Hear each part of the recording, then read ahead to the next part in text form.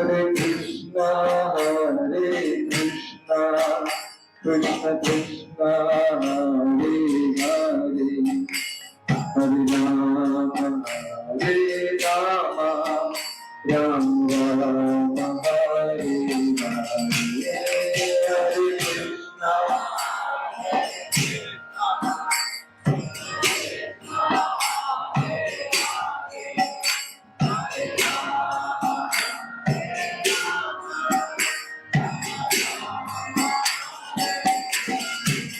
Hare Krishna, Krishna Krishna, Hare Hare, Hare Rama, Hare Rama, Rama Rama, Hare Hare, Hare Krishna.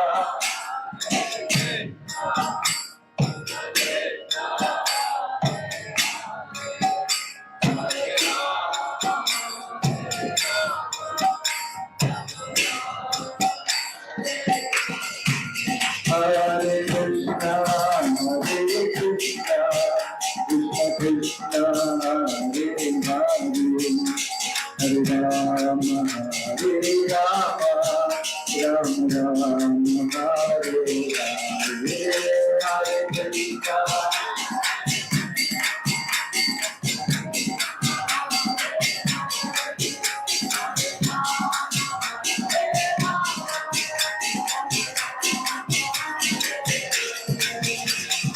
Hare Krishna, Krishna Krishna, Hare Hare, Hare Rama, Rama Rama, Hare Hare.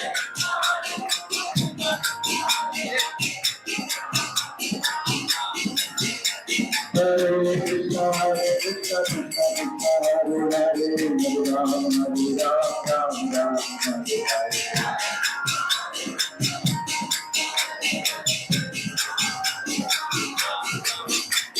Lakshmidev भगवान की, श्रील प्रभुपाद की। ओम भगवते वासुदेवाय।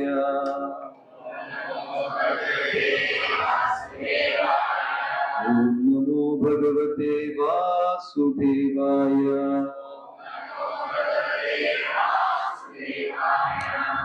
नारायणं नमस्कृत्य नरं चैव नरोत्तमम्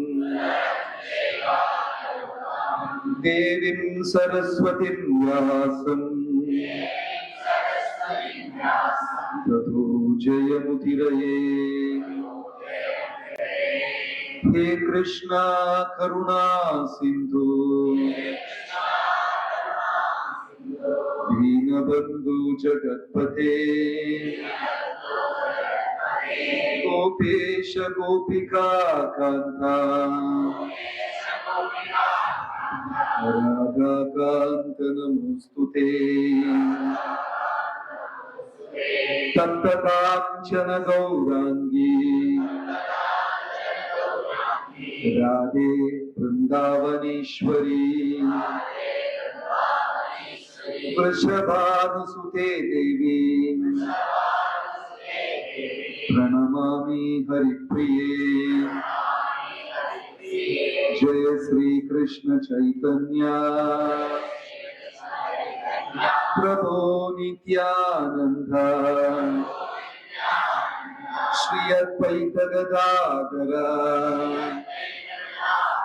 श्रीवासदि गौरभक्त वृंदा। हरे कृष्णा कृष्ण कृष्ण हरे हरे,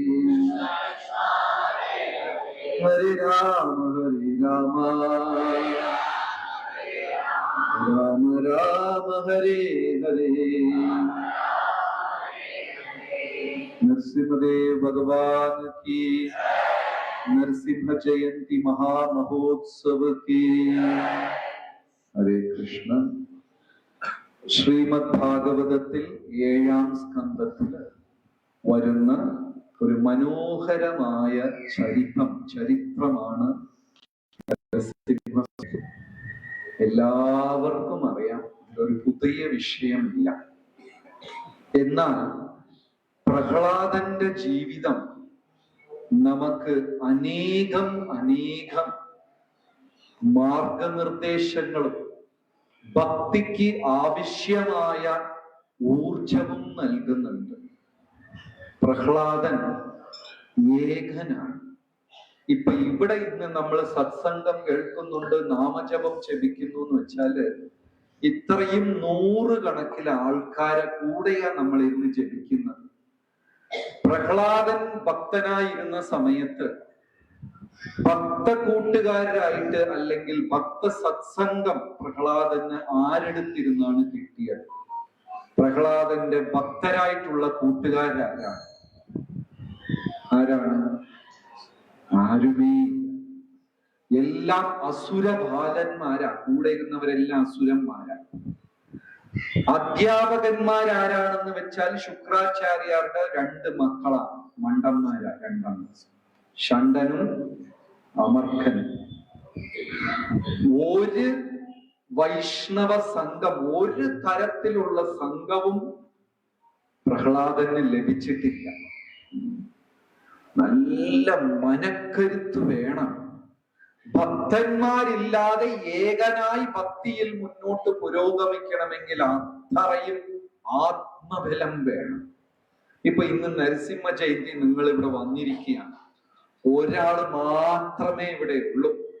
ഈ അമ്പല ഹാളിൽ വേറെ ആരും ഇല്ല. നമ്മൾ നരസിംഹ ജയന്തി ആഘോഷിക്കാൻ ഇവിടെ വന്നിരിക്കുന്നു. എങ്ങനെയായിരിക്കും ആ പരിപാടി?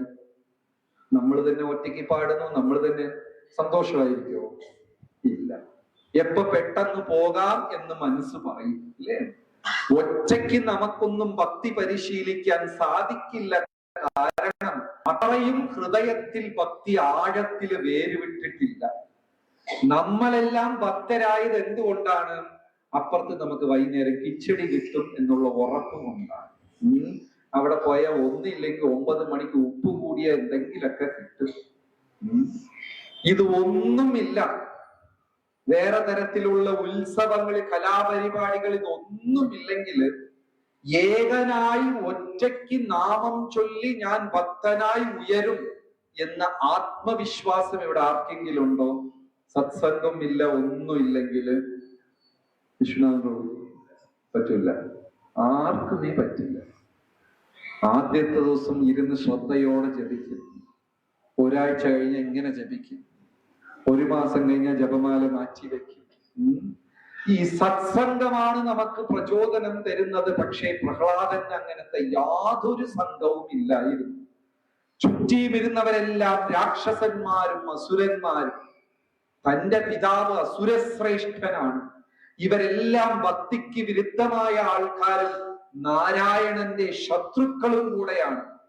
ഹിരണ്യകശിപു ആ നാട്ടിലുള്ള യാഗശാലകളെ പൂട്ടി, പൂജാകർമ്മങ്ങളെ നിർത്തിവെച്ചു, മന്ത്ര ഉച്ചാരണങ്ങളെ നിർത്തിവെച്ചു, എല്ലാം നിർത്തിവെച്ച് നാട്ടുകാരെടുത്തെല്ലാം തന്റെ നാമം, ഓം ഹിരണ്യായ നമഃ, ഹിരണ്യായ നമഃ എന്ന് തന്റെ നാമം മാത്രം ജപിക്കാനായിട്ട് ആവശ്യപ്പെട്ടു. ഹിരണ്യകശിപു കീ.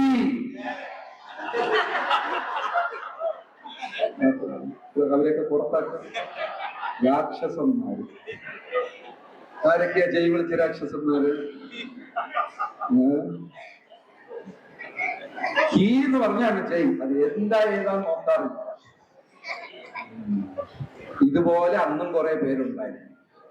എല്ലാവരും ഹിരണ്യകശിപു, ഹിരണ്യായ നമഃ, ഹിരണ്യായ നമഃ എന്ന മന്ത്രവും ചൊല്ലിക്കൊണ്ട്.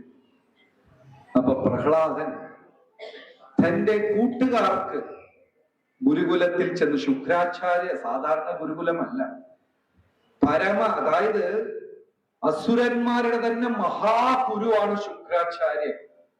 അസുരന്മാരുടെയും ദേവന്മാരുടെയും സമ്പത്ത് അദ്ദേഹത്തിന്റെ കയ്യിലാണ്. ആരുടെ കയ്യിലാണ്? ദേവന്മാരുടെ സമ്പത്തും ശുക്രാചാര്യരുടെ കയ്യിലാണ്. നമ്മുടെ എല്ലാം ഗ്രഹനിലയുണ്ട്. ഈ ഗ്രഹനിലയിൽ ഒരു ശുക്രനുണ്ട്. ആ ശുക്രൻ തെറ്റായ സ്ഥലത്ത് പോയി നിന്നാൽ നമ്മൾ എല്ലാവരും ദരിദ്രരായി മാറും. ജാതകത്തിൽ ജ്യോതിഷം അറിയാവുന്നവർക്കറിയാം ശുക്രന്റെ ബലം. ശുക്രൻ ബലമായ സ്ഥാനത്ത് നിന്ന് കഴിഞ്ഞാൽ ഒരുപാട് പൈസ ഉണ്ടാകും. ദേവഗണങ്ങളുടെ പൈസയും അസുരഗണങ്ങളുടെ നിധിയും എല്ലാം ആരുടെ കയ്യിലാണ്? ശുക്രാചാര്യരുടെ കയ്യിലാണ്. ശുക്രനെ എതിർത്ത് കഴിഞ്ഞാൽ പൈസയില്ല. ഇപ്പോ നമ്മൾ പറയാ, ഇവിടെ നിങ്ങൾ ദിവസവും ജപിക്കുന്ന നാമം നിർത്തിക്കഴിഞ്ഞാൽ, നാമജപം നിർത്തിയാൽ ജോലിയിൽ പ്രമോഷനവും ശമ്പള വർധനവും ഉണ്ടാകുമെന്ന് അറിയിച്ചാൽ എത്ര പേര് നാമജപം നിർത്തും? സത്യസന്ധമായ മറുപടി പറയണം. അതാ എന്റെ നാമജപം നിർത്തിയാൽ ജോലിയിൽ വർധനവും ശമ്പള വർധനവും ഉണ്ടാവും എന്ന് പറഞ്ഞാല് ഇവിടെ 90% ആൾക്കാർ എന്ത് ചെയ്യും? നാമജപം നിർത്തും. അപ്പൊ ശുക്രനെ എതിർത്ത് കഴിഞ്ഞാൽ ജീവിതത്തിൽ സമ്പത്ത് ഉണ്ടാവുകയില്ല. ആ ശുക്രാചാര്യരുടെ ഗുരുകുലത്തിലാണ് ആര് പഠിക്കുന്നത്? പ്രഹ്ലാദൻ പഠിക്കുന്നത്. ഭക്തിക്ക് യാതൊരു തരത്തിലുള്ള ആനുകൂല്യവും അവിടെ ഇല്ല. എന്നാൽ ഈ ശുക്രാചാര്യരോ കള്ളഭക്തനാണ്. ശുക്രാചാര്യർ തന്നെ ശ്ലോകം പറയുന്നുണ്ട്. എന്താ ശ്ലോകം? അസുരന്മാരെല്ലാം മരിച്ചു വീണപ്പോൾ ഞാൻ മൃതസഞ്ജീവിനി ഒരു മന്ത്രമുണ്ടാക്കി. എന്താണ്? ദേവന്മാർ അവിടെ വെട്ടിക്കൊല്ലും, അസുരന്മാർ ചത്തുകിടക്കും, ശുക്രാചാര്യർ പോയി സഞ്ജീവനി പറയും, അത് എഴുന്നേറ്റ് വരും. അവരവിടെ കൊന്നുകൊണ്ടേയിരിക്കും, ഇവിടെ നിന്ന് ഇതെല്ലാം എഴുന്നേറ്റ് തിരിച്ചു പോയിക്കൊണ്ടേയിരിക്കും. അങ്ങനെ ഒരു മന്ത്രം ആരുടെ കയ്യിലുണ്ടായിരുന്നു? ആ മൃതസഞ്ജീവനി മന്ത്രം, ആ അമരത്വം, ആ മന്ത്രം ശുക്രാചാര്യർ ജപിക്കുമ്പോ മനസ്സിൽ ആരെയാ പ്രാർത്ഥിക്കുന്നത്? ശ്ലോകം തന്നെ ഉണ്ട്. നാരായണനെ പ്രാർത്ഥിച്ചാണ് ഈ മന്ത്രം അദ്ദേഹം ബലവത്താക്കുന്നത്. എന്നാ പുറത്തു പറയോ? പറയില്ല. എനിക്ക് തോന്നുന്നു ശുക്രാചാര്യൻ മലയാളിയാണോ ഒരു സംശയം. നാരായണ മന്ത്രം ജപിച്ചാണ് ഈ മൃതസഞ്ജീവിനി മന്ത്രത്തിനെ ബലമുള്ളതാക്കുന്നത്. എന്നാൽ തന്റെ അനുയായികളായ അസുരന്മാർക്ക് എന്ത് പറഞ്ഞു കൊടുക്കില്ല? നാരായണനാണ് സർവസ്വവും, പരന്താമൻ പരമേശ്വരൻ എന്നുള്ള സത്യം മാത്രം പറഞ്ഞു കൊടുക്കില്ല. അത് ഒളിപ്പിച്ചു വെച്ചിരിക്കും. അങ്ങനത്തെ ഒരു ഗുരുകുലത്തിൽ വിദ്യാർത്ഥിയാണ് പ്രഹ്ലാദൻ. പ്രഹ്ലാദ എന്ന വാക്കിനർത്ഥം ആഹ്ലാദം പ്രദാനം ചെയ്യുന്നവൻ. ഏത് വിഷമത്തിലും ഏത് സങ്കടത്തിലുള്ളവർക്കും പ്രഹ്ലാദന്റെ അടുത്ത് പോയി കഴിഞ്ഞാൽ അദ്ദേഹം ആനന്ദം വിതരണം ചെയ്യും. എങ്ങനെയാണ് പ്രഹ്ലാദൻ ആനന്ദം വിതരണം ചെയ്യുന്നത്? ഭഗവാന്റെ ഭക്തിയിലും നാമത്തിലും കൂടെ. അങ്ങനെ ശ്രീമദ് ഭാഗവതത്തിൽ 7-ാം സ്കന്ധത്തിൽ 6-ാം അധ്യായം പ്രഹ്ലാദൻ തന്റെ ഗുരുകുല വിദ്യാർത്ഥികൾക്ക് ഉപദേശം കൊടുക്കുന്നതാണ്. ഈ ലഞ്ച് ടൈം, ഫ്രീ ടൈം ഒക്കെ വരൂല്ലേ? ഈ സ്കൂളിൽ ബ്രേക്ക് ഒക്കെ ഉണ്ടാവില്ലേ? ചായ കുടിക്കാൻ ബ്രേക്ക്, മൂത്രം ഒഴിക്കാൻ ബ്രേക്ക്, ഇങ്ങനെയൊക്കെ കുട്ടികൾക്ക് കാണൂല്ലേ? ഈ സമയത്തൊക്കെ പ്രഹ്ലാദൻ തന്റെ സുഹൃത്തുക്കളെ വിളിക്കും. ഇവരെല്ലാം ആരാണ്? അസുരബാലന്മാരാണ്. ഈ അസുരബാലന്മാരുടെ പ്രത്യേകത എന്ന് വെച്ചാല് അവർക്ക് എന്തെങ്കിലും ഇഷ്ടപ്പെട്ടില്ലെങ്കിൽ കൊന്നുകളയും, വേറെ ഒന്നുമില്ല. അവര് കളിക്കും, നമ്മളോടൊപ്പം കളിക്കും. ജയിച്ച സന്തോഷത്തിൽ നമ്മളെ കൊന്നുകളയും, തോറ്റ ദുഃഖത്തിൽ കൊന്നുകളയും. അപ്പൊ അവരോട് കളിക്കാൻ പോയ ചുരുക്കം എന്താണ്? ഉറപ്പ്? മരണം ഉറപ്പാണ്. അങ്ങനത്തെ അസുരവിത്തുക്കളാണ്. ആ ബാലന്മാരെ എല്ലാം വിളിച്ചുകൊണ്ട് പ്രഹ്ലാദൻ പറയുന്ന ഉപദേശം, അതിൽ 2-3 ശ്ലോകം മാത്രം നമുക്കിപ്പോൾ ചർച്ച ചെയ്യാം. 7-ാം സ്കന്ധത്തിൽ 6-ാം അധ്യായത്തിൽ ആദ്യത്തെ ശ്ലോകം. കൗമാര ആചരേ പ്രജ്ഞോ ധർമാൻ ഭാഗവതാനിഹ. Next line. ദുർലഭം മാനവ ജന്മ തദപി അധ്രുവം അർത്ഥകം. പ്രഹ്ലാദൻ കൂട്ടുകാരെടുത്ത് പറയാണ്, ഈ ഭക്തിയൊക്കെ കുട്ടിപ്രായത്തിൽ തന്നെ തുടങ്ങണം. കൊച്ചു പ്രായം, അത് എപ്പോ? കൗമാരപ്രായം, 5-10 വയസ്സിൽ തന്നെ ഭക്തി തുടങ്ങണം. 20 വയസ്സിന് താഴെ ഉള്ളവർ കൈ ഉയർത്തുക. 25-ന് താഴെ ഉള്ളതെല്ലാം കൈ ഉയർത്തുക. ൂക്കടേ ആകെ ഒരു മാമി കൈയിറക്ക് താഴെ. മാമി തൂക്കി. ആ അത് ശരി, നമ്മൾ ഞാൻ വിചാരിച്ചു മാമി കൈ തൂക്കി. 75 ആയി. അപ്പോ 25-ന് താഴെ ഉള്ളവര് നോക്കിയാല് കഷ്ടിച്ചൊരു 30-40 പേര്. 25-ന് മേലെ ഉള്ളവർ കൈ ഉയർത്തുക. അയ്യോ, കാട് പോലെ ഇരിക്കുന്നു. അപ്പൊ ഭക്തി എത്ര വയസ്സിൽ പ്രാക്ടീസ് ചെയ്യണമെന്ന് പ്രഹ്ലാദൻ പറഞ്ഞു? കൗമാരേ ആചരേ, കുമാരപ്രായം തൊട്ട് തന്നെ തുടങ്ങി. ഇതൊക്കെ നമ്മൾ തമാശയ്ക്ക് എടുക്കരുത്. നമ്മുടെ വീട്ടില് നമ്മുടെ മക്കള്, ചെറുമക്കള്, സന്താനങ്ങള്, പേരക്കുട്ടികൾ, ഇവർക്കെല്ലാവർക്കും ആത്മീകം പറഞ്ഞു കൊടുക്കുന്ന ഏറ്റവും വലിയ ഒരു ദൗത്യം ഇവിടെ പ്രഹ്ലാദൻ നമ്മളെ ഏൽപ്പിച്ചിരിക്കുകയാണ്. ഈ പ്രായത്തിൽ ഉള്ളവർക്ക് തന്നെ കൃഷ്ണാവബോധം പറഞ്ഞു കൊടുക്കണം. ഇത് പ്രഹ്ലാദൻ നമ്മളെടുത്ത് ആവശ്യപ്പെടുന്നതാണ്. കൗമാരപ്രായത്തിൽ ചെയ്യണോ വേണ്ടേ? ചെയ്യണം. നമ്മുടെ ഗൗരപ്രിയ മാതാജി കൃഷ്ണ ബലറാം കിഡ്സ് എന്ന് പറഞ്ഞ് ആഴ്ചയിൽ ഒരു ദിവസം കുട്ടികൾക്കായി ഒരു സിലബസ് ഉണ്ടാക്കി അവർക്ക് മനസ്സിലാകുന്ന രീതിയിൽ ലളിതമായി ഭഗവത്ഗീത, ഭാഗവതം, കഥകൾ, ഉപകഥകൾ, ശ്ലോകം, ഇതെല്ലാം ഒരു പഠനക്രമം അവര് ചിട്ടപ്പെടുത്തി അതിലൊരു 10-15 അധ്യാപകരും അവരവരെ വീടുകളിൽ കുട്ടികൾക്ക് പറഞ്ഞു കൊടുക്കുന്നുണ്ട്. ഗൗരപ്രിയ മാതാജി കൈ ഉയർത്തു. അവരാണ് സ്കൂൾ പ്രിൻസിപ്പൾ. പിന്നെ അധ്യാപകരാരൊക്കെ ഇവിടെ കൂടിയിട്ടുണ്ട്? കൈ ഉയർത്തുക. കുട്ടികൾക്ക് പഠിപ്പിച്ചു കൊടുക്കുന്ന 5-8 പേരുണ്ട്, വന്നിട്ടുണ്ട്. ഇവർ ഓരോരുത്തരുടെ വീട്ടിലും 10-15 കുഞ്ഞുങ്ങൾക്ക് ആഴ്ചതോറും ഇതൊക്കെ പഠിപ്പിച്ചു. ഇത് വളരെ അത്യാവശ്യം. അല്ലെങ്കിൽ ഋഷഭദേവൻ എന്താ പറയുന്നത്? ജനനി നസ്യ, അമ്മയാകരുത്. എന്റെ മകന് ഞാൻ ആത്മീകം പഠിപ്പിച്ചു കൊടുക്കുന്നതിൽ പരാജയപ്പെട്ടു കഴിഞ്ഞാൽ ഞാൻ എന്താവാൻ പാടില്ല? പേരൂർക്കട രജനി മാതാജി ഉണ്ടോ അവിടെ? പോയാ? ചെവിയൊക്കെ തുറന്നു വെച്ചോളൂ. മക്കൾക്ക് കൃഷ്ണാവബോധം പഠിപ്പിച്ചു കൊടുത്തില്ലെങ്കിൽ നമ്മൾ ഏത് സ്ഥാനം അലങ്കരിക്കരുത്? അമ്മയാവ്, ജനനി. പിതാന സസ്യ, അച്ഛനും ആകും. ഗുരോർണസ്യ, ഗുരുവുമാവാൻ പാടില്ല എന്നാണ്. എന്തുകൊണ്ടാ പ്രഹ്ലാദൻ പറയുന്ന വെച്ചാല് ദുർലഭം മാനവജന്മ. ഇത് കിട്ടിയിരിക്കല്ലേ നമുക്കൊക്കെ. എനിക്ക് ഒരുപാട് സങ്കടം, കറുത്തു പോയല്ലോ. പക്ഷെ ഭാഗവതം പറയുന്നത് ഇത് കിട്ടിയത് തന്നെ വലിയ കാര്യം. അല്ലെങ്കിൽ കറുത്ത പട്ടിയായി ചിലപ്പോ ജനിച്ചിരുന്നെങ്കിലും. ഇല്ലേ? ഇത് കിട്ടിയത്, ഏത് കിട്ടിയത്? ഈ മനുഷ്യ ശരീരം. ജലജാ നവലക്ഷാനി, വെള്ളത്തിനകത്ത് 9 ലക്ഷം, സ്ഥാവരാനി ലക്ഷവിംശതി, ചെടികൊടികളായി, മരം കൃമികളായി, ഇഴജന്തുക്കളായി, പക്ഷികളായി, ഭൂതപ്രേത പിശാചുക്കളായി. ചിലപ്പോ കണ്ണാടി നോക്കുമ്പോ എനിക്കൊരു വിശ്വാസം വരെ കഴിഞ്ഞാൽ ചിലപ്പോ ഭൂതമായി, ഭൂതപ്രേത പിശാചുക്കളായി. ഇങ്ങനെ ലക്ഷക്കണക്കിൽ ശരീരം എടുത്തിട്ടാണ് അവസാനം എന്ത് കിട്ടിയത്? മനുഷ്യ ശരീരം. എന്നിട്ട് നമുക്ക് പരാതി, പൊക്കമില്ല, വണ്ണം കൂടി പോയി, വണ്ണം കുറഞ്ഞു പോയി, അവരെ പോലെ ആയില്ല, ഇവരെ പോലെ. ഇത് കിട്ടിയത് തന്നെ വലിയ ഭാഗ്യം. ദുർലഭ മാനവ, ഇത്രയും അമൂല്യ. കാരണം ദേവന്മാർക്ക് വരെ മനുഷ്യരെ, ഭൂമിയിൽ ജനിച്ച നരന്മാരെ കാണുമ്പോൾ അസൂയയാ. എന്തുകൊണ്ടാണ്?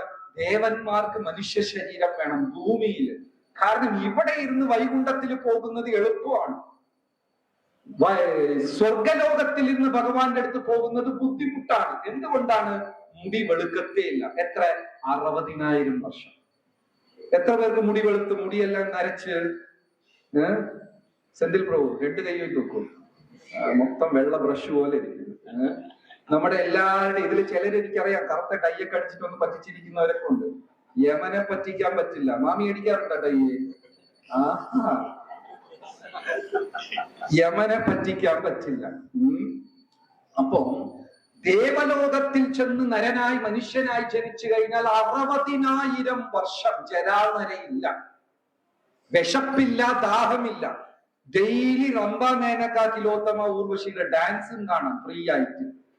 ഇഷ്ടമുള്ളതൊക്കെ കഴിക്കുകയും ചെയ്യാം. വയസ്സും ആവില്ല, ഒന്നും ആകില്ല. അതുകൊണ്ട് ദേവഗണങ്ങൾക്ക് സ്വർഗരാജ്യങ്ങളിൽ നിന്ന് മോക്ഷപ്രാപ്തി കിട്ടുന്നത് വിരളമാണ്, ബുദ്ധിമുട്ടാണ്. അങ്ങനെ മോക്ഷം കിട്ടിയവർ വളരെ ചുരുക്കമാണ്. അതുകൊണ്ട് ദേവഗണങ്ങൾ പോലും എന്താണ് ആഗ്രഹിക്കുന്നത്? എവിടെ വന്ന് ജനിക്കണം? മനുഷ്യനായി ജനിക്കണം. അതുകൊണ്ടാണ് ദുർലഭം മാനവജന്മ. ഇത്രയും ഉയർന്ന, ഇപ്പൊ നിങ്ങളുടെ കയ്യിൽ ഒരു ബെൻസ് കാർ ഉണ്ടെന്ന് വെച്ചോളൂ. ഈ ബെൻസ് കാറുണ്ട്, നിങ്ങളുടെ കയ്യിൽ ഒരു ഒരു പാട്ട സ്കൂട്ടറും ഉണ്ട്. വീട്ടിൽ നിന്ന് ചവറ് കളയണം കൊണ്ടുപോയി, ഏതെടുത്തോണ്ട് പോകും? ബെൻസ് കാറിൽ ചവറ് ചാക്ക് ചപ്പുചട്ടിയൊക്കെ എടുത്തോണ്ട് പോകും. എന്തുകൊണ്ടാ? അത് വിലപിടിപ്പുള്ളത് ഇല്ലേ? അതേപോലെ അമൂല്യമായതാണ് ഈ മനുഷ്യ ശരീരം. ആചാര്യന്മാർ പറയുന്ന ചന്ദനമരം പോലെയാ. ഇതെടുത്ത് അടുപ്പ് കത്തിക്കാൻ ഉപയോഗിക്കരുത്. വേറെ വിറക് കഷ്ണം ഇട്ടാലും അടുപ്പ് കത്തും എന്നും പറഞ്ഞ് ഏതെങ്കിലും മണ്ടൻ ചന്ദനമരം എടുത്ത് വെച്ച് കത്തിക്കോ? അല്ലെങ്കിൽ കോൺഗ്രസിലെ പ്രധാനമന്ത്രിയായിരിക്കണം, ചത്ത ചന്ദനത്തിൽ കത്തിക്കും. പണ്ട് കുറെ പ്രധാനമന്ത്രികൾ അങ്ങനെയാ കത്തിച്ചത്.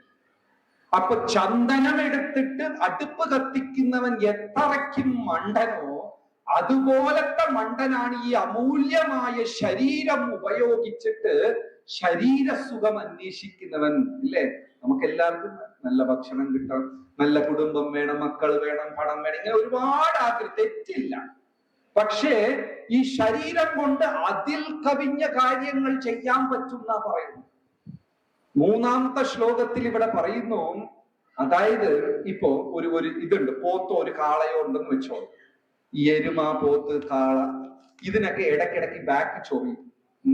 അപ്പൊ അതെന്ത് ചെയ്യും? കണ്ടിട്ടുണ്ടോ? ഈ പോത്തും കാളയും എന്ത് ചെയ്യും? എവിടെയെങ്കിലും കിട്ടണ സാധനത്തിട്ട് തല ഒരയ്ക്കും, ബോഡി ഒരയ്ക്കും, എല്ലാം ഒരയ്ക്കും. ചില ആൾക്കാരെ ഞാൻ കണ്ടിട്ടുണ്ട് തോർത്തൊക്കെ വെച്ച് ഇങ്ങനത്തെ ഇതൊക്കെ. ഈ കാള മാസ്റ്റർ പ്ലാൻ എല്ലാം ചെയ്യോ? എനിക്ക് 11 മണിക്ക് പുറം ചൊറിയും, അപ്പൊ 13-ാം നമ്പർ വീട്ടിന്റെ തൂണിൽ പോയി ഞാൻ ചൊറിയണം, ഇങ്ങനെയൊക്കെ പ്ലാൻ ചെയ്യുമോ? അതെന്ത് ചെയ്യും? കാണുന്ന തൂണിൽ അങ്ങ് ചൊറിയും. ഇല്ലേ? പ്രഹ്ലാദൻ പറയുന്നു, ഭൗതിക ലോകത്തിലുള്ള സുഖം എന്ന് പറയുന്നത് അത്രയേ ഉള്ളൂ, ഇതിന് വലിയ പ്ലാനിങ് ഒന്നും വേണ്ട.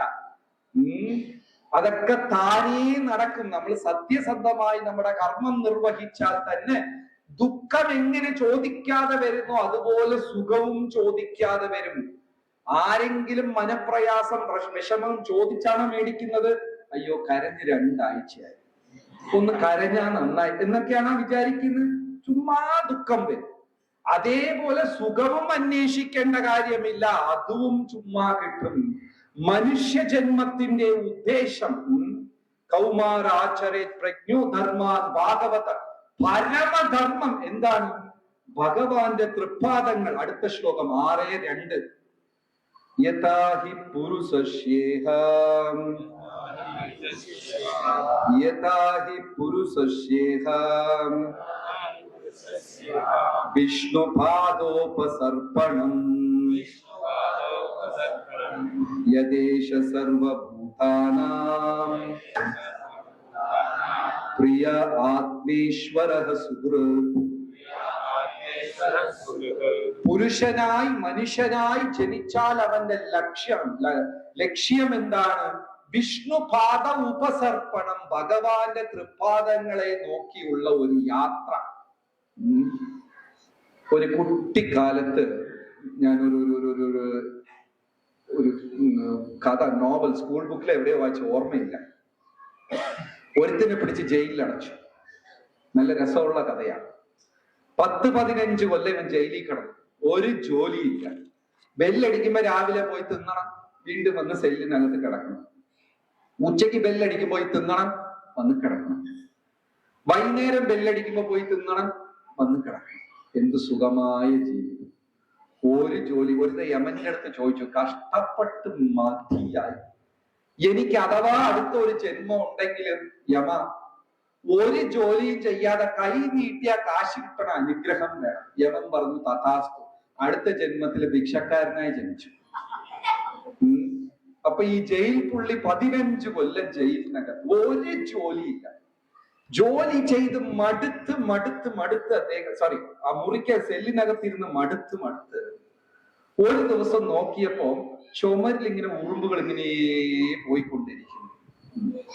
അപ്പൊ ഈ ജയിൽ പുള്ളി എന്ത് ചെയ്തു വെച്ചാല് വെള്ളം തൊട്ട് നടുക്ക് ഇങ്ങനെ ഒരു വര വരച്ചു. ഇതൊക്കെ ആരെങ്കിലും ട്രൈ ചെയ്തിട്ടുണ്ടോ?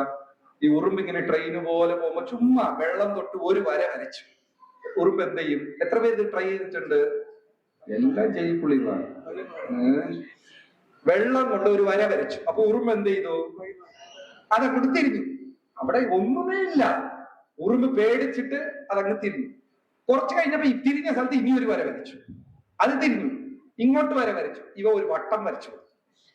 ഇതിനകത്ത് ഈ ഉറുമ്പ് 3 മണിക്കൂർ ഇതിനകത്ത് ചുറ്റിക്കൊണ്ടിരിക്കുകയാണ്, എവിടെയും പോകുന്നില്ല. അഥവാ വെള്ളം ഉണങ്ങിയാൽ വീണ്ടും ഒരു വര വെച്ചു ഇതുപോലെ ഒന്ന് ട്രൈ ചെയ്യണേ.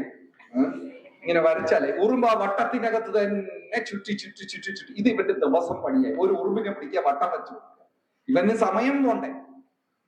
പിന്നെ കുറച്ച് കഴിഞ്ഞപ്പോ എന്തായി, ആ ഉറുമ്പിന്റെ അടുത്ത് ഒരു തീപ്പെട്ടി വടിയൊക്കെ വെച്ചിട്ട് അങ്ങനെ വെക്കുമ്പോ അതെന്താ, ഈ ഉറുമ്പ് ചാടി അങ്ങോട്ട്.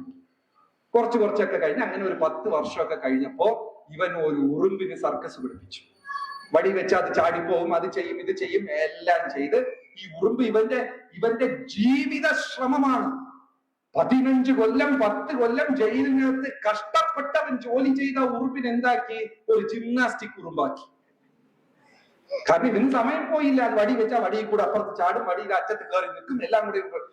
15 വർഷത്തെ അധ്വാനം. ഒരു ദിവസം ഈ ജയിൽ പുള്ളി പുറത്തു വന്നു. എല്ലാരും ഇൻട്രസ്റ്റോട് കേൾക്കുക, ഭാഗവത കഥയൊന്നല്ലത്. ജയിൽ പുള്ളി പുറത്തു വന്നു, നേരെ ഒരു ചായക്കടയിൽ പോയി. അവന് സന്തോഷം. നമ്മള് മറ്റുള്ളവർക്ക് കിട്ടാത്ത ഒരു സാധനം കിട്ടിയാൽ നമുക്ക് എന്ത് സന്തോഷമില്ല. നമ്മൾ എന്ത് ചെയ്യും, ഉടനെ 10 പേരെ വിളിച്ച് കാണിക്കേണ്ടേ, ഞാനിത് ചെയ്തു. അപ്പൊ ഇവൻ എന്ത് ചെയ്തു, ചായക്കടയിൽ നിന്ന് മേശയിൽ ആ പെട്ടിയിൽ തുറന്ന് ഉറുമ്പിനെ പുറത്തെടുത്തു. അത്ര സന്തോഷം. കാരണം ഇപ്പൊ ആൾക്കാർ എന്റെ സർക്കസ് കാണാൻ പോവാ, എന്റെ പരാക്രമം ഇത്രയും പേര് കാണാൻ പോവാ, എല്ലാരും എന്നെ സ്തുതിക്കാൻ പോവാണ്. അപ്പൊ ഇവൻ തീപ്പെട്ടി വടിയെടുത്ത് വെച്ച് ഉറുമ്പ് ഇങ്ങോട്ട് ചാടുന്നു, അങ്ങോട്ട് ചാടുന്നു, അത് ചെയ്യുന്നു, ഇത് ചെയ്യുന്നു. വെയിറ്റർ വന്നു. സാറേ എന്താ, ഹോട്ടലിൽ വന്ന് ചോദിക്കൂലേ? ഇവൻ പറഞ്ഞു, നോക്കൂ. ആ വെയിറ്റർ നോക്കി, ഓ സോറി ട്ടോ, ഒറ്റയടി ഉറുമ്പിനെ അടിച്ചു പോകുന്നു. ഇവന്റെ 15 വർഷ അധ്വാനം എന്തായി, ഒരു സെക്കൻഡിൽ പോയി. ആ വെയിറ്റർ വിചാരിച്ചു ഉറുമ്പ് മേശപ്പുറത്ത് കയറിയിട്ട് ഇയാൾ പരാതി പറയാണ്, ക്ലീനിങ് ശരിയെല്ലാം. ഒരേ അടി ഉറുമ്പിന്. പ്രഹ്ലാദൻ പറയാ, എടാ മണ്ട, നിന്റെ ജീവിതം ഇത്രയും. സ്കൂളിൽ പോയി ക്രൈസ്റ്റ് നഗറിൽ, ആ സർട്ടിഫിക്കറ്റ് വാങ്ങിച്ചു, ഈ സർട്ടിഫിക്കറ്റ് വാങ്ങി, പിന്നെ ലോകസുന്ദരിയെ കല്യാണം കഴിച്ചു, കുഞ്ഞുങ്ങളായി അവിടെ വീട് വെച്ചു, ഇവിടെ വീട്, അത് ചെയ്തു, ഇത് ചെയ്തു, പണം ചെയ്തെല്ലാം. മരണം ഒറ്റ അടുത്ത് പോയി. ജപട്ടീരമായ നിർജ്ജനങ്കഹരേ, 60 കൊല്ലം 70 കൊല്ലം ഞാൻ അധ്വാനിച്ച് കെട്ടിപ്പടുത്തിയതെല്ലാം എന്ത് കൊണ്ടുപോകും, മരണം കൊണ്ടുപോകും. ശരിയാണോ തെറ്റാണോ? മനുഷ്യജീവി ഇതെല്ലാം ആണെങ്കിൽ നമ്മൾ ക്ലാസ് കേട്ടിട്ട് അപ്പുറത്ത് പോയി ഇതൊക്കെ മറക്കണം, ഞാൻ ഉൾപ്പെടാം. പക്ഷെ പ്രഹ്ലാദൻ പറയുന്നു, മനുഷ്യ ജീവിതം ഇത്രയേ ഉള്ളൂ. ആ ഉറുമ്പിനെ 15 വർഷം കഷ്ടപ്പെട്ടാണ് അയാളെ പഠിപ്പിച്ചത്. ഒരു നിമിഷം കൊണ്ട് ആ വെയിറ്റർ അതിനെ കൊന്നു. ഇത്രയേ ഉള്ളൂ മനുഷ്യ ജീവിതം. അതുകൊണ്ട് വിഷ്ണുപാദ ഉപസർപ്പണം മനുഷ്യ ജീവിതത്തിന്റെ ലക്ഷ്യം ആധ്യാത്മികം മനസ്സിലാക്കുക എന്നുള്ളതാണ്. ഭഗവാനെ മനസ്സിലാക്കുക, വിഷ്ണുവിന്റെ തൃപ്പാദങ്ങളെ നോക്കി യാത്ര ചെയ്യുക. കാരണം അടുത്തത് ഒരു മനോഹരമായ ഒരു വരി, യദേശ സർവഭൂതാനാം പ്രിയ ആത്മേശ്വര സുഹൃത്ത്. നിങ്ങളുടെ യഥാർത്ഥത്തിൽ ശരിക്കും 100% സ്നേഹിക്കുന്ന ഒരേ ഒരാളേ ഉള്ളൂ, 100% ആത്മാർത്ഥമായ സുഹൃത്ത് ഒരാളേ ഉള്ളൂ. നിങ്ങളുടെ മാസ്റ്റർ, നിങ്ങളുടെ ഈശ്വരനും ഒരേ ഒരാളേ ഉള്ളൂ. ആരാണ്? ഭഗവാൻ. പ്രിയ ആത്മേശ്വര സുഹൃത്ത്.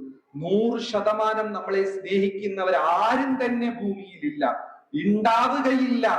എല്ലാവർക്കും അല്പം സ്വാർത്ഥത അവിടെ ലൈഫിൽ ഉണ്ടാകും. ഉണ്ടോ? ഇല്ലേ? ഇല്ലേ? എല്ലാം ഉണ്ടാകും. ഒരമ്മ ഒരു 1 or 2 വയസ്സോ കുഞ്ഞിന്റെ അടുത്ത് കാണിക്കുന്നത് മാത്രമാണ് നിസ്വാർത്ഥമായ സ്നേഹം. പിന്നെ ആ കുഞ്ഞു വളർന്നു കഴിഞ്ഞാൽ സ്നേഹിക്കൊക്കെ ചെയ്യും. അവൻ എല്ലാ പരീക്ഷയിലും കോഴിമുട്ട വാങ്ങിച്ചുകൊണ്ടൊന്നും നമ്മ എന്ത് ചെയ്യും? തല്ലാൻ തുടങ്ങും. ഉള്ള പരീക്ഷയിൽ ഉടനെ അവിടുത്തെ കുട്ടിയെ കണ്ടില്ലല്ലേ, അവൻ എങ്ങനെ നന്നായി പഠിക്കുന്നു, അവളെങ്ങനെ, നീ എന്താ ഇങ്ങനെ ആയിപ്പോയത്? നമ്മളെ കമ്പയർ ചെയ്യാൻ തുടങ്ങും, നമ്മളെ കുറ്റപ്പെടുത്താൻ തുടങ്ങും.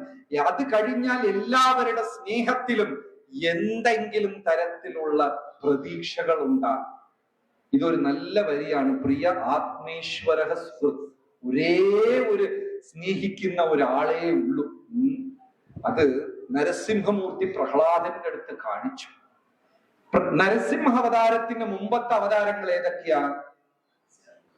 മത്സ്യം, കൂർമ്മ, വരാഹ, നരസിംഹം. ഈ 3 അവതാരത്തിലും നരസിംഹമൂർത്തിക്ക് ബന്ധുക്കളില്ല. സോറി, അവതാരങ്ങൾക്ക് മത്സ്യത്തിന്റെ അച്ഛനും അമ്മയും ബ്രദർ സിസ്റ്റർ ആരാണ്? മത്സ്യാവതാരത്തിന്റെ വൈഫ് ആരാണ്?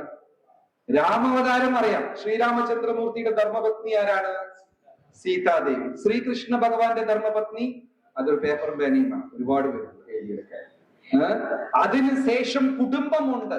നരസിംഹ അവതാരത്തിന് ശേഷം വന്ന എല്ലാ അവതാരങ്ങളിലും കുടുംബമുണ്ട്. നരസിംഹത്തിന് കുടുംബമുണ്ട്, വാമനമൂർത്തിക്ക് അച്ഛനമ്മയുണ്ട്, പിന്നെ പരശുരാമന് അച്ഛനമ്മയുണ്ട്, ശ്രീരാമചന്ദ്രമൂർത്തിക്ക് ഫാമിലി ഉണ്ട്, ശ്രീകൃഷ്ണ ഭഗവാൻ അതിനുശേഷം വന്ന എല്ലാവർക്കും ഉണ്ട്. നരസിംഹ അവതാരത്തിന് മുമ്പേ വന്നവരിൽ കുടുംബമില്ല. ആദ്യമായിട്ടാണ് നരസിംഹമൂർത്തിയാണ് ഒരു വ്യക്തിയോട് സ്നേഹം പുലർത്തുന്നത്. മത്സ്യാവതാരം ആരെ ആലിംഗനം ചെയ്തു? ഇല്ല. കൂർമാവതാരം ആരെങ്കിലും കെട്ടിപ്പിടിച്ചോ? ഇല്ല. വരാഹാവതാരം ആരെങ്കിലും കെട്ടിപ്പിടിച്ചോ? ഇല്ല. നരസിംഹാവതാരമാണ് ആദ്യത്തെ അവതാരം. പ്രഹ്ലാദനെ ആലിംഗനം ചെയ്യുകയും തൂക്കി മടിയിൽ വെച്ചുകൊണ്ട് ഗർജിക്കുകയും സിംഹം ആനന്ദം കൊണ്ട് മകനെ പ്രഹ്ലാദനെ സിംഹം എങ്ങനെയാ കുട്ടിയെടുത്ത് സ്നേഹം പ്രകടിപ്പിക്കുക? നക്കിയെടുത്തു. പ്രഹ്ലാദനെ നക്കി തലയെല്ലാം തേച്ചു മാറോട് ചേർത്ത് ഇത് ചെയ്തു, തന്റെ സ്നേഹം പ്രകടിപ്പിച്ചു. അപ്പൊ നരസിംഹമൂർത്തി പോലും ഇതുപോലെ ഒരു സ്നേഹം ഇതുവരെ ഇത് ചെയ്തിട്ടില്ല. അതുകൊണ്ട് അതിരുകളില്ലാതെ പ്രേമമാണ് ആരെടുത്ത് കാണിച്ചത്? പ്രഹ്ലാദന്റെ അടുത്ത്. പ്രഹ്ലാദൻ, നിനക്ക് എന്ത് വേണം പറ, എന്ത് ചോദിച്ചാലും ഞാൻ തരാം, ഞാൻ വന്നിട്ട്. അപ്പൊ പ്രഹ്ലാദൻ ചോദിച്ചു, എന്റെ അച്ഛനായ രാക്ഷസ രാജാവ് ഹിരണ്യകശിപു മഹാമണ്ടൻ, ബുദ്ധിയൊന്നും ഇല്ല, അയാൾ കുറെ മണ്ടത്തരം കാണിച്ചു, പാപകൃത്യങ്ങൾ ചെയ്തു. എന്റെ പിതാവായ അസുരശ്രേഷ്ഠനായ രാക്ഷസ രാജാവായ ഹിരണ്യകശിപുവിന് മോക്ഷം തരണമെന്ന് ചോദിച്ചപ്പോ ഇത് പ്രഹ്ലാദന്റെ ഒരു മഹാ ഉയർന്ന ഗുണം. നമ്മളെ ചതിച്ചവർ, ദ്രോഹിച്ചവർ, വഞ്ചിച്ചവർ, ഏതൊക്കെ രീതിയിൽ നമ്മളെ നശിപ്പിക്കണമെന്ന് ആഗ്രഹിക്കുന്നോ അങ്ങനത്തെ ഒരാൾ മനസ്സുകൊണ്ട്, നമ്മുടെ മനസ്സുകൊണ്ട് ഉയരണം എന്ന് നമുക്ക് ആഗ്രഹിക്കാൻ പറ്റും. ശരി, ഇവിടെ കൂടിയിരിക്കുന്നവരിൽ ആർക്കെങ്കിലും ശത്രുക്കളുണ്ടോ? നമ്മളെ വേദനിപ്പിച്ചവരുണ്ടോ? ആർക്കുമില്ല, എല്ലാ വൈകുണ്ഠത്തിനുണ്ട്. നമ്മളെ വേദനിപ്പിച്ചവരൊക്കെ ഇഷ്ടം പോലെ ഉണ്ട്.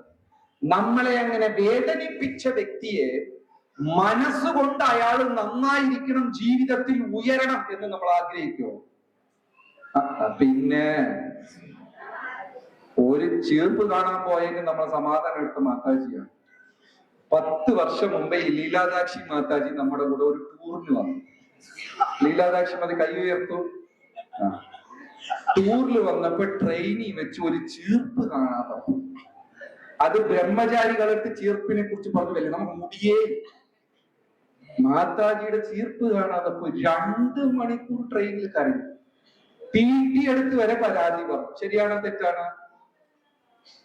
കള്ളോ? അരമണിക്കൂറേ കരഞ്ഞില്ല.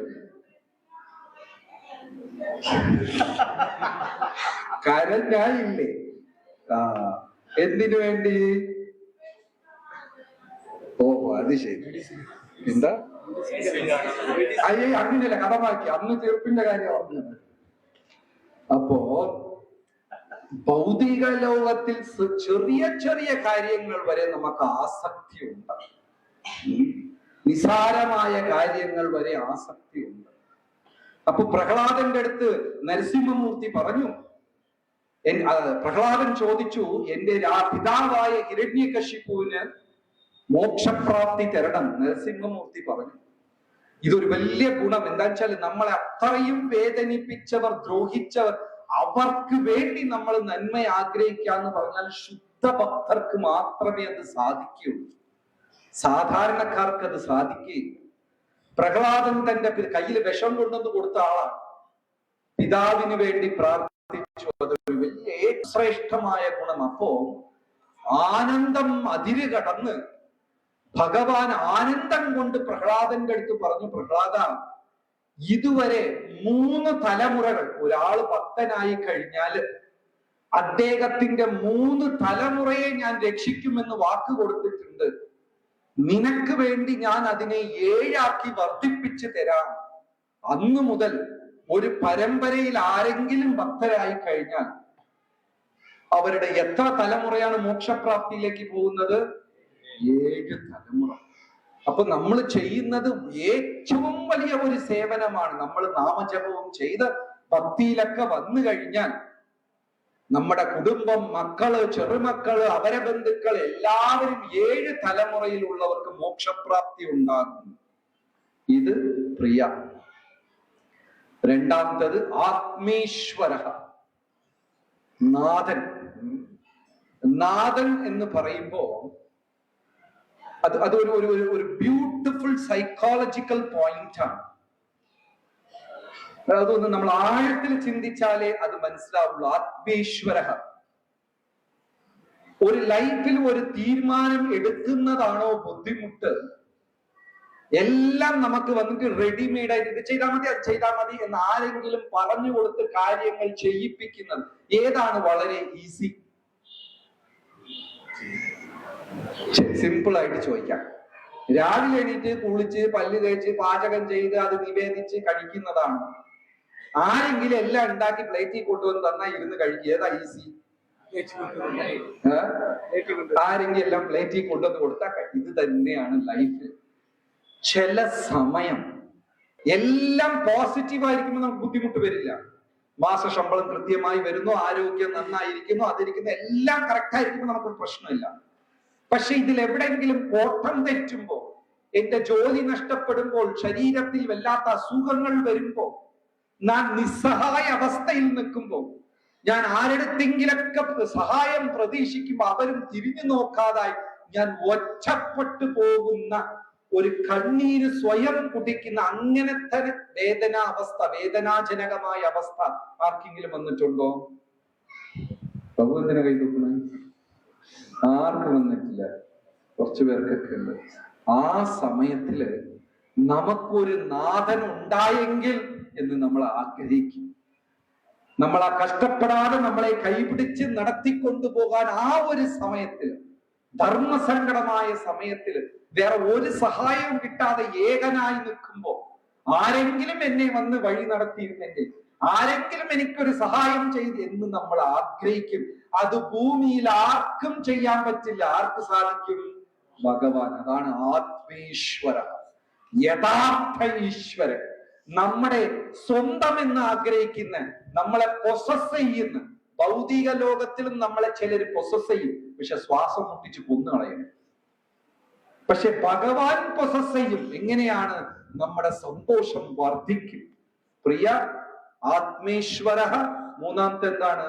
സുഹൃത്ത്. അതായത്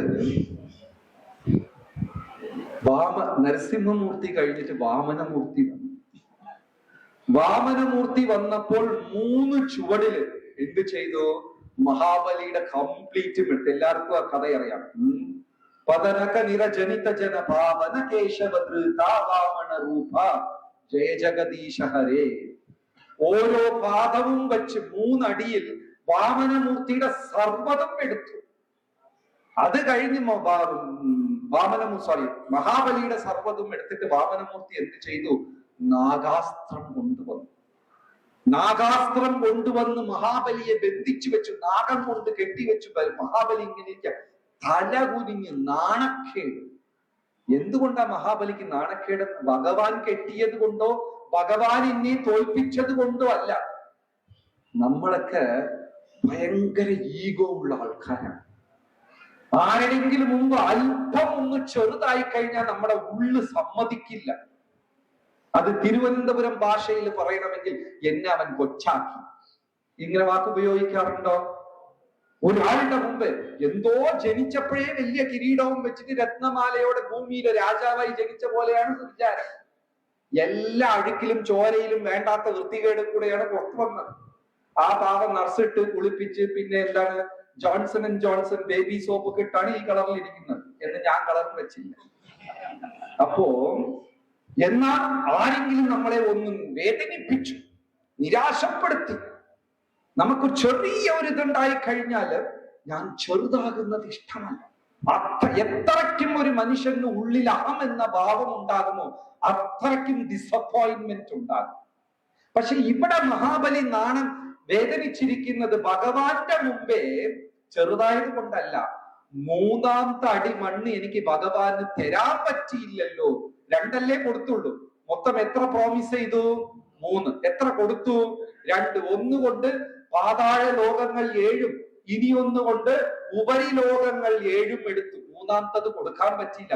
ഭഗവാന് ചെയ്ത സത്യം വാക്ക് എനിക്ക് അത് വലിയ കാര്യമാണ്. ഗുരുവിനും കൃഷ്ണനും നമ്മൾ വാക്ക് കൊടുത്തു കഴിഞ്ഞാൽ മാക്സിമം അത് പാലിക്കാൻ ശ്രമിക്കണം. ഇല്ലെങ്കിൽ ഭഗവാന്റെ കാഴ്ചപ്പാടിൽ അവൻ ജെന്റിൽമാൻ അല്ല. ചിലരൊക്കെ ദീക്ഷ എടുത്ത് 16 മാല തികച്ച് ജപിക്കില്ല. അതൊരു വലിയ തെറ്റാണ്. യമനിയമങ്ങളിൽ വീഴ്ച വരുത്തിയാൽ അതും ഒരു വലിയ തെറ്റാണ്. അപ്പോ 3ാമത്തത് വാക്ക് കൊടുത്തു പോയി ഭഗവാന് കൊടുക്കാൻ പറ്റിയില്ലല്ലോ എന്നുള്ള വിഷമമായിരുന്നു മഹാബലിക്ക്. നാണം തല കുനിഞ്ഞു നിൽക്കുക. അപ്പോ മഹാബലി നോക്കുക, എന്നെ സപ്പോർട്ട് ചെയ്യാൻ ആരെങ്കിലും ഉണ്ടെങ്കിലും. മഹാബലിയെ സപ്പോർട്ട് ചെയ്യാൻ ആരുമില്ല, കാരണം മുഴുവനും അദ്ദേഹത്തിന്റെ പ്രജകളാണ്. ആ സമയത്ത് മഹാബലിയുടെ അപ്പൂപ്പൻ അവിടെ പ്രത്യക്ഷമായി, മുത്തശ്ശൻ പ്രത്യക്ഷമായി. ആരാണ് മഹാബലിയുടെ മുത്തശ്ശൻ? ആരാണ്? പ്രഹ്ലാദ മഹാരാജ. പ്രഹ്ലാദൻ വന്ന ഉടനെ ഭാഗവതം വിവരിക്കുന്നു, വാമനമൂർത്തി പ്രകടിപ്പിച്ച ആനന്ദം ഒരു പഴയ സുഹൃത്തിനെ വർഷങ്ങൾക്ക് ശേഷം കണ്ടാൽ ഒരു സന്തോഷം ഉണ്ടാവില്ല. ഒരു പഴയ ഒരു ഫ്രണ്ട്, വലിയ ക്ലോസ് ഫ്രണ്ടാണ്, വർഷങ്ങൾക്ക് ശേഷം അദ്ദേഹത്തിന് കാണുന്നത്. അപ്പൊ നമ്മൾ എന്താ പറയും? ഹലോ, എങ്ങനെയാണ്, സുഖമാണ്? അങ്ങനെയാ ചോദിക്കാം. ഓടിച്ചെന്ന് അയ്യോ കണ്ട് കുറെ കാലം മണ്ണ പറ്റില്ല, മെലിഞ്ഞല്ലേ, എവിടെയുണ്ട്, വൈഫൊക്കെ ഇങ്ങനെ കൊടുത്താ അത്ര സന്തോഷം ഉണ്ടാവും പഴയ സുഹൃത്തിനെ കാണും. വാമനമൂർത്തി പ്രഹ്ലാദനെ എപ്പോ കണ്ടു?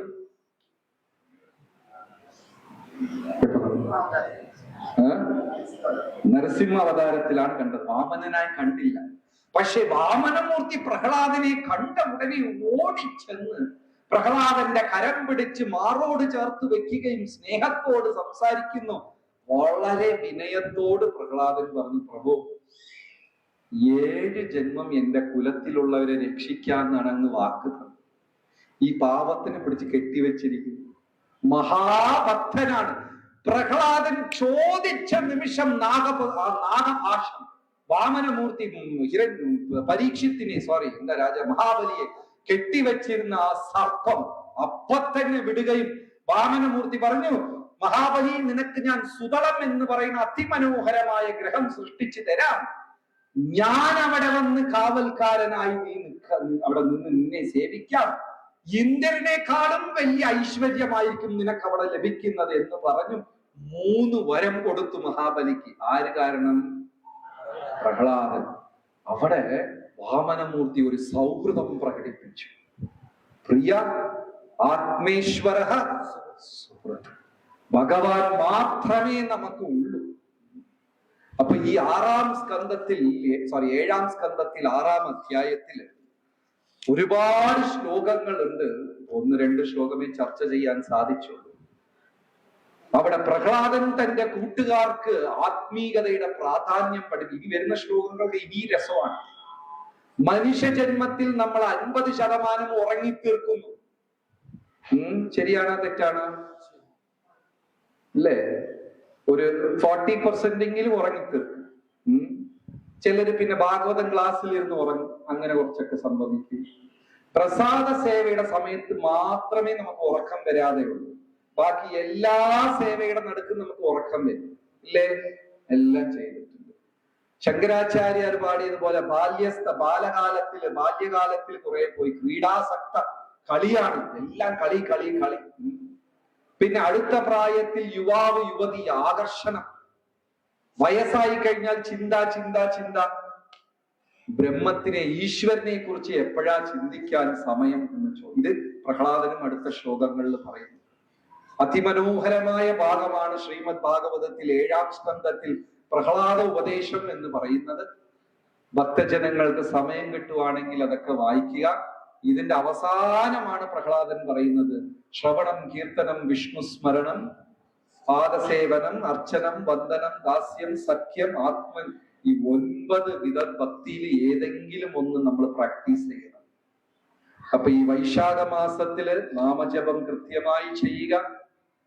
എത്ര ആൾക്കാർക്ക് ഈ നാമം വിതരണം ചെയ്യാൻ പറ്റും? ഇതിനേക്കാളും വലിയ ദാനം കലിയുഗത്തിൽ ഇല്ല. വിതരണം ചെയ്യിക്കുക.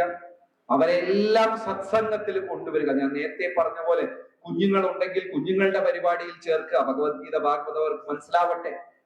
നമ്മുടെ സുഹൃത്തുക്കളും മറ്റു കുടുംബാംഗങ്ങളും ഉണ്ടെങ്കിൽ അവരെല്ലാം ഭക്തിയിൽ കൊണ്ടുവരിക. ഈ നാട്ടിൽ ആയിരം ആൾക്കാർക്ക് കൃഷ്ണഭക്തി ഭാഗവത ധർമ്മം പ്രചരിപ്പിക്കണം. അതെല്ലാം നമ്മുടെ ദൗത്യമാണ്. പ്രഹ്ലാദ മഹർഷിയും നാരദ മഹർഷിയും ഇത് നമ്മളെടുത്തിരുന്നാണ് ആവശ്യപ്പെടുന്നത്. ഇപ്പൊ ഭഗവാന് ഒരു പ്ലാൻ ഉണ്ട്. തിരുവനന്തപുരത്ത് 2025 5000 പേരെ ഭക്തരാക്കണം എന്നൊരു പ്ലാൻ ഭഗവാനുണ്ടെന്ന് വെച്ചോളൂ. കൃഷ്ണ ഭഗവാൻ ഇതാരാ നടപ്പിലാക്കേണ്ടത്? ജയവിജയന്മാർ വരുമോ? അവരിനി ഇങ്ങോട്ട് വരേയില്ല. അപ്പൊ ആരാ ഇത് നടപ്പിലാക്കേണ്ടത്? നമ്മൾ തന്നെയാണ് നടപ്പിലാക്കേണ്ടത്. ഭക്ത പ്രഹ്ലാദ് കി, നരസിംഹദേവ് ഭഗവാൻ കി. ഹരേ കൃഷ്ണ.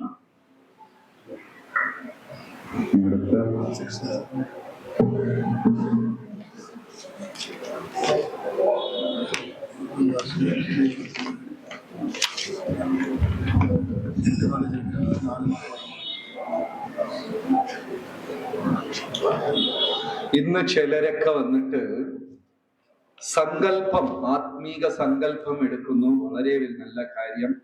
പ്രിയങ്ക മായ ഗോവിന്ദ് ജിജിത ഇവിടെ ഫ്രണ്ടിൽ വരും. ഇവര് പ്രഭുപാദ ആശ്രയ എടുക്കുന്നവരാണ്. പ്രിയങ്ക പെട്ടെന്ന് വരണം. പ്രിയങ്ക മായ ഗോവിന്ദ് ജിജിത.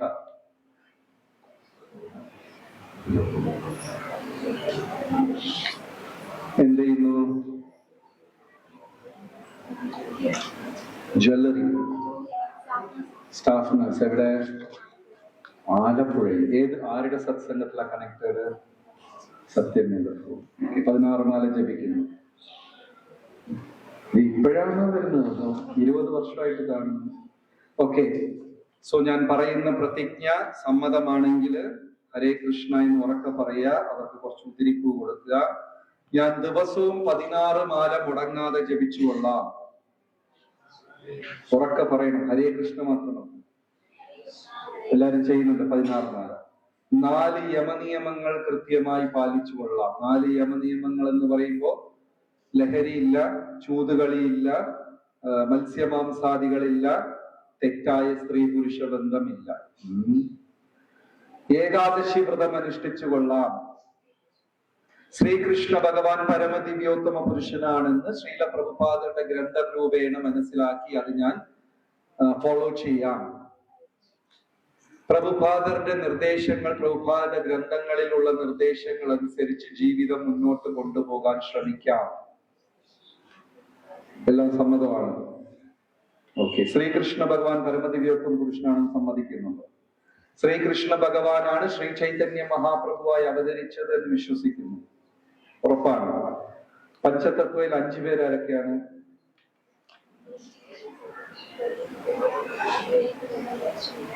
ഓക്കെ. ജിജിത മാതാജി,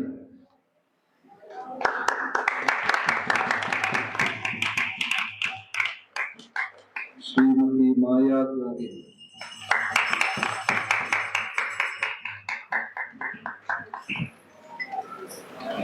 ശ്രീ പ്രിയങ്ക,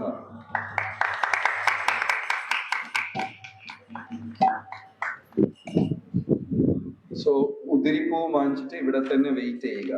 ഇവിടെ തന്നെ വെയിറ്റ്. അടുത്തത് Krishna സാധക്,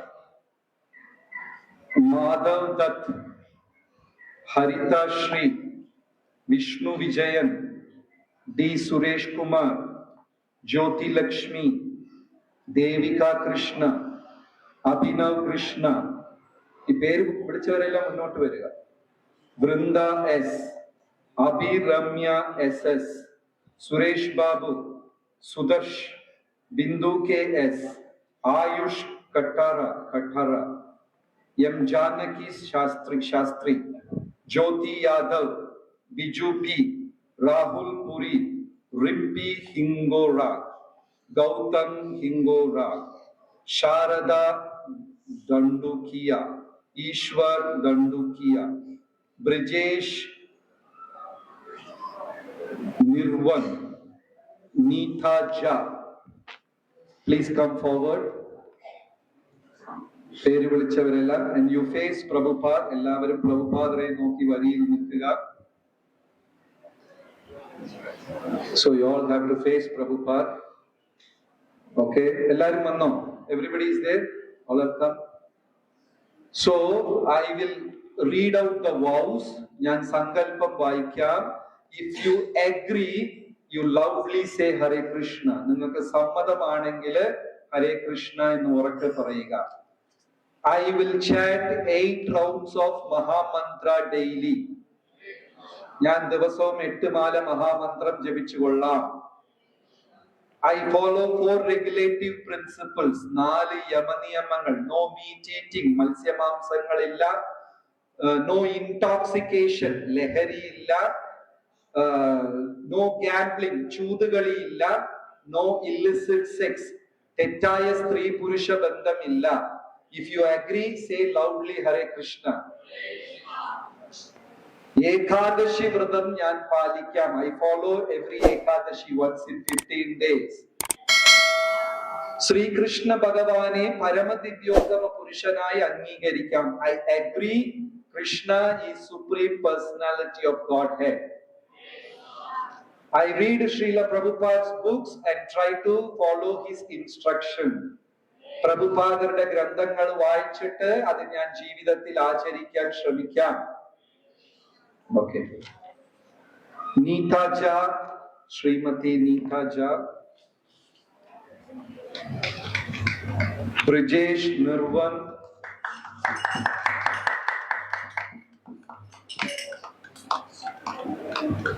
You all collect your flowers and be here. Shri Brijesh Nirvan, Shri Ishwar Dandukia, Shrimati Sharada Dandukia,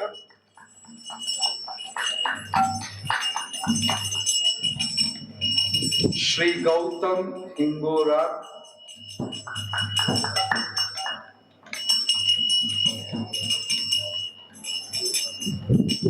Shrimati Rimpi Hingora,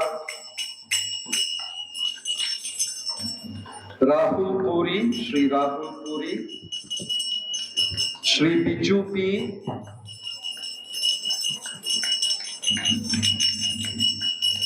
Biju.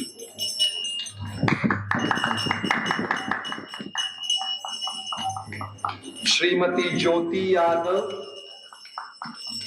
Shrimati Janaki Shastri, Shri Ayush Katara, Janaki, Ayush ji,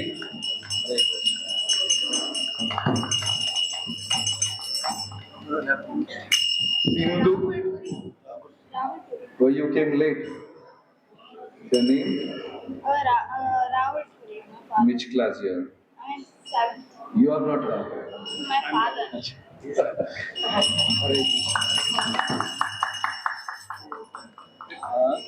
Yours also there? Name? Sarthak. Huh? Sarthak. Sarthak. It's not there. Maybe yet to come. Sarthak. You gave your name? Sushant. Name. Wait for a few minutes, okay? Sarthak. Indra Mataji.